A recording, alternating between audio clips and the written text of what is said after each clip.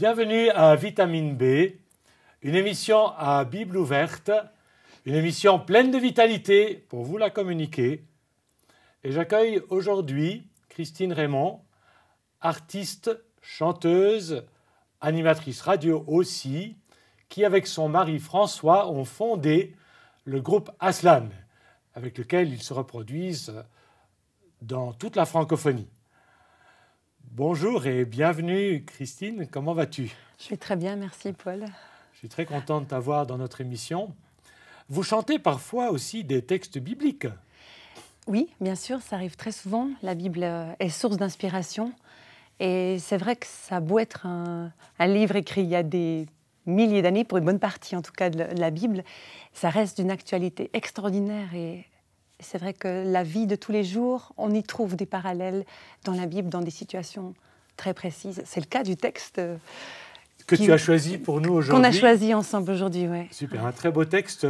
Je vais le lire peut-être pour nos auditeurs et spectateurs. « Si Dieu est pour nous », il s'agit donc du texte de Romains 8, versets 31 et suivants. « Si Dieu est pour nous, qui sera contre nous?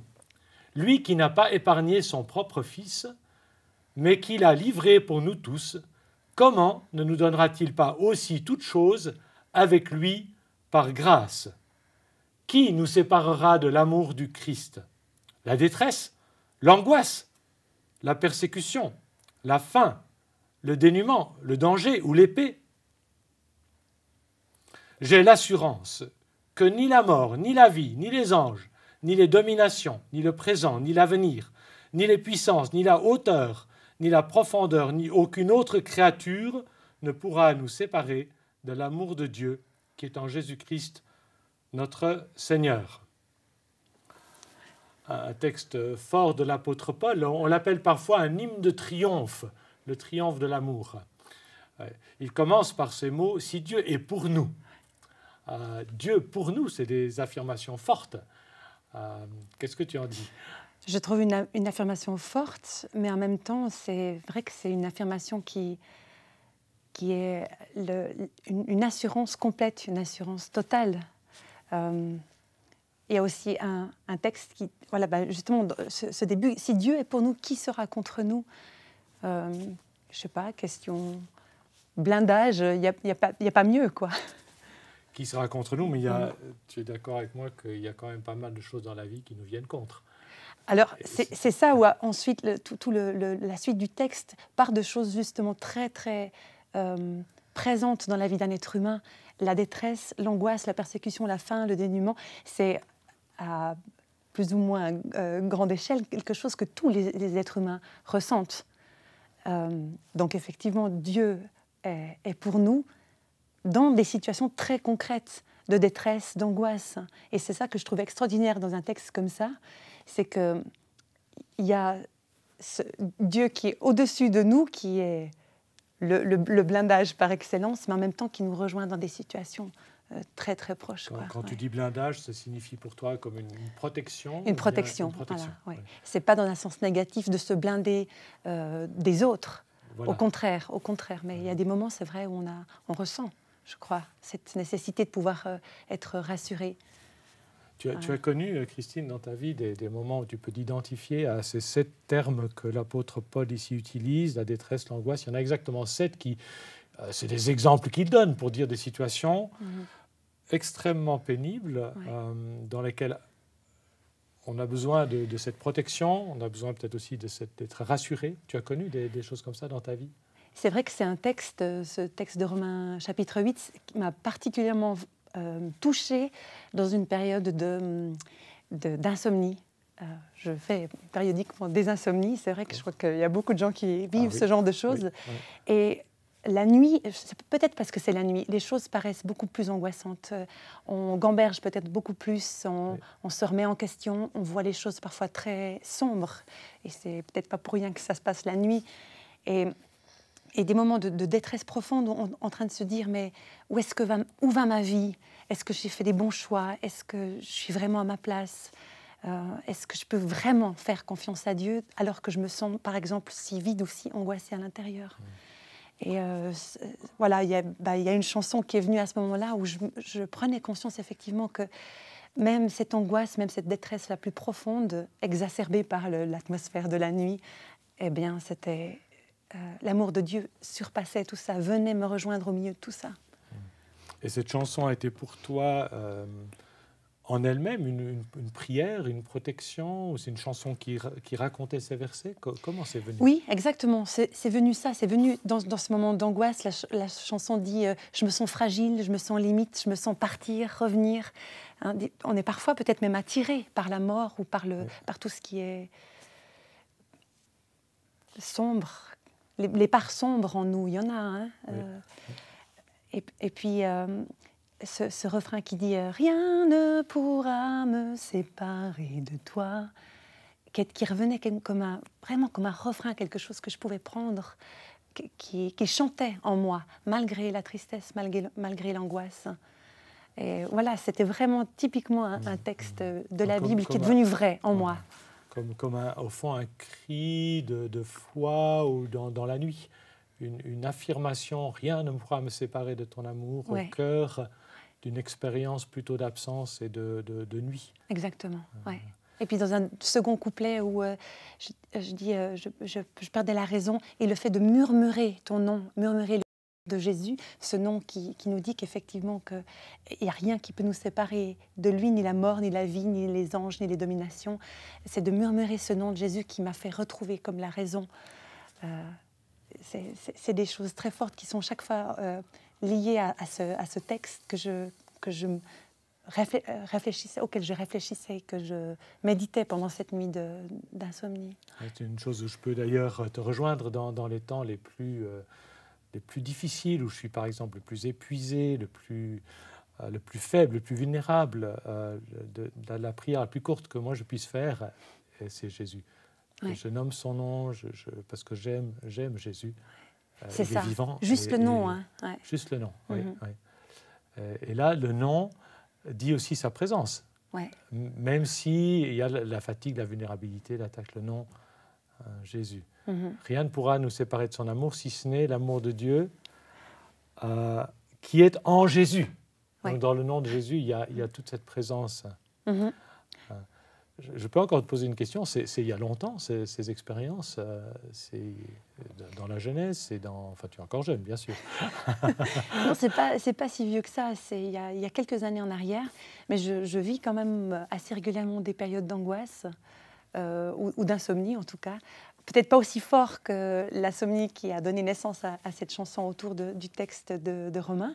Mais c'est vrai que ça revient périodiquement. Pas aussi noir, aussi sombre, mais voilà, je suis peut-être quelqu'un qui se pose beaucoup de questions. Voilà, oui, ouais. Bien c'est ton combat. Et, voilà. Mais en affirmant cette affirmation de la parole, comment vient la réponse de l'amour de Dieu qui est manifesté en Jésus-Christ? Comment est-ce qu'il y a du sensible? Comment tu es rassuré? Comment tu parlais du blindage? Comment vient cette protection dans l'expérience, dans le concret? Tu peux nous en dire quelques mots? J'ai envie de dire de plein de façons différentes au travers de sa parole, de la Bible, ça c'est clair, de la lire, de s'en alimenter régulièrement, mais aussi au travers des gens qui m'entourent et qui sont porteurs de cet amour du Christ. Je me souviens que quand je me suis mariée, j'avais un grand dilemme de me dire comment est-ce que je vais pouvoir aimer. J'étais un peu embêtée par cet amour que j'avais pour Dieu, puis cet amour que j'avais pour mon mari. Je me disais, mais comment est-ce que j'aime pas plus mon mari que Dieu, finalement? Et puis je me suis rendu compte que c'était aussi une manière d'aimer Dieu que d'aimer mon mari. Et de la même façon, je reçois de l'amour de Dieu aussi au travers de mon mari, au travers aussi des gens qui m'entourent, qui ont de l'amitié pour moi, qui sont engagés vis-à-vis de moi. Je crois que c'est quelque chose qu'on vit aussi dans le cas de la famille. Moi, je n'ai pas d'enfant, toi, tu en as. Tu sais aussi que c'est des choses qui passent. Beaucoup. Voilà. Ah oui. Ouais. On a besoin de la proximité des autres qui manifestent quelque chose du don de Dieu pour nous, qui sont des cadeaux. Oui. Donc, tu as aujourd'hui, malgré ces combats, tu as de l'assurance. Il y a de l'assurance dans ton cœur qui est venue. J'ai de l'assurance, écrit Paul. C'est un mot fort. En tout cas, jusqu'à présent, c'est toujours l'assurance qui a pris le pas. qui a triomphé, sur ces temps de détresse et d'angoisse. Hein, si on parle du texte, j'ai peut-être moins connu, comme ce que connaissent beaucoup de gens dans le monde, la faim ou le dénuement, parce que je vis dans un pays plutôt privilégié. Oui, oui. Donc c'est clair que je suis peut-être plus sensible à des problématiques comme la détresse, l'angoisse, que le dénuement ou l'épée des gens qui vivent en situation de guerre. Mais tout ça fait notre condition humaine et puis fait que voilà, je me retrouve dans la même situation qu'un tas d'êtres humains dans mon pays, mais sur la Terre d'une façon générale. Mais alors pour moi, oui, effectivement, c'est toujours l'angoisse. C'est toujours au contraire la certitude de l'amour de Dieu qui prend le pas sur l'angoisse. Qui triomphe de l'angoisse dans ton concret. Donc ces temps d'angoisse sont des fois là, tu n'en es pas privé, mais ils sont comme cadrés, encadrés, surmontés par une réalité autre, plus puissante, plus forte, qui vient de Dieu. Elle vient de Dieu pour toi. Oui, d'ailleurs, je le prends comme un cadeau et pas comme justement une façon de s'enfouir la tête, comme les autruches qui s'enfouissent la tête dans le sable pour se cacher du danger. Oui. Mais c'est une sorte d'abandon, se laisser aller dans les bras de Dieu, dans un sens figuré, mais peut-être aussi parfois dans un sens propre du terme, on se sent comme même physiquement enveloppé de son amour. Et alors le fait d'avoir vécu cette expérience du triomphe et de l'assurance de la présence de l'amour de Dieu, quand vous allez avec ton mari, que vous allez avec Aslan rencontrer ces hommes et ces femmes dans le monde francophone, vous les rejoignez avec ça? Vous en trouvez beaucoup qui ont vécu des choses du même ordre ou qui sont rejoints par ces chants? Moi, c'est ça qui me bouleverse à chaque fois. On écrit souvent des chansons pour soi, mais finalement, quand on les chante, on se rend compte qu'elles rejoignent beaucoup de gens qui vivent le même genre de situation. Et parfois, ce que les gens nous disent, c'est « vous avez mis des mots sur ce que je ressens ». Où j'ai vécu exactement ce même genre de situation. Et c'est vrai que plusieurs personnes m'ont parlé de cette chanson après les concerts ou après l'avoir entendu sur CD. Dire « Ah ouais, là-dedans, je me retrouve, vraiment. Ouais. » Ça, c'est un cadeau aussi. Ouais. J'ai une proposition à te faire pour tous ceux qui nous regardent et qui nous écoutent. Est-ce que tu serais d'accord de faire une très courte prière pour ceux qui ont des problèmes justement d'angoisse dans les nuits, d'insomnie, pour que cette parole soit vraie pour eux aussi et que Jésus-Christ puisse s'approcher d'eux. D'accord, oui. Je serai avec toi dans la prière. C'est vrai que, Seigneur, cette situation d'angoisse, de détresse ressentie pendant la nuit qui a donné naissance à cette chanson, je sais, Seigneur, pour l'avoir expérimenté, que beaucoup de gens ressentent ce sentiment parfois de vide, d'angoisse, de se dire « mais Dieu, tu es où ?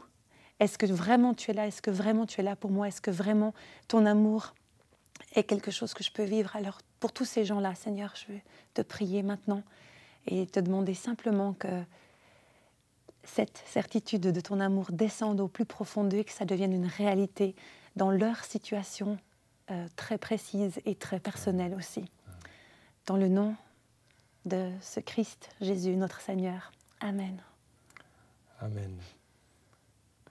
Et moi, je te dis un tout grand merci, Christine. Je me réjouis de te revoir sur ce plateau pour une émission suivante. Et merci aussi à vous d'avoir été avec nous.